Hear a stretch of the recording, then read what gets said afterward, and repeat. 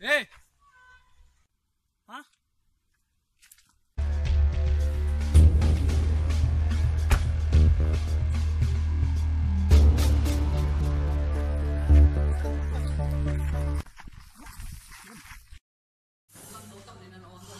Suspend ಮಾಡಿದ್ರೆ ನೀವು ವಿಕ್ಕಿ ಮೇಲೆ ಕಂಪ್ಲೇಂಟ್ ಕೊಟ್ಟಿದ್ದಲ್ಲ ರಾಗಿ ಪೊಲಿಟಿಕಲ್ ಪವರ್ ಯೂಸ್ ಮಾಡಿ ನಿನ್ನೇ ಕಾಲೇಜಿಂದ 1 ವರ್ಷ ಸಸ್ಪೆಂಡ್ ಮಾಡೋಕೆ ಮಾಡಿದ್ದಾರೆ.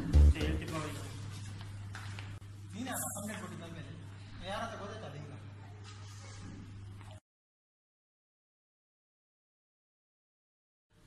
ಅಲ್ಲಿ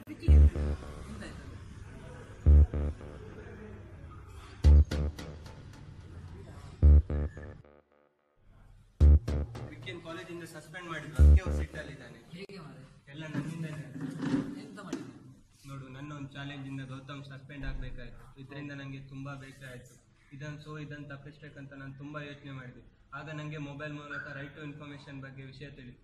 ಸೊ ನಾನು ಗೌತಮ್ನ ಯಾಕೆ ಸಸ್ಪೆಂಡ್ ಮಾಡಿದೆ ಅಂತ RTI ಥ್ರೂ ಕಾಲೇಜಿಗೆ ಕ್ವಶನ್ ಮಾಡಿದೆ. ಆದರೆ ಕಾಲೇಜಿಂದ ಏನೂ ಆನ್ಸರ್ ಇರಲಿಲ್ಲ.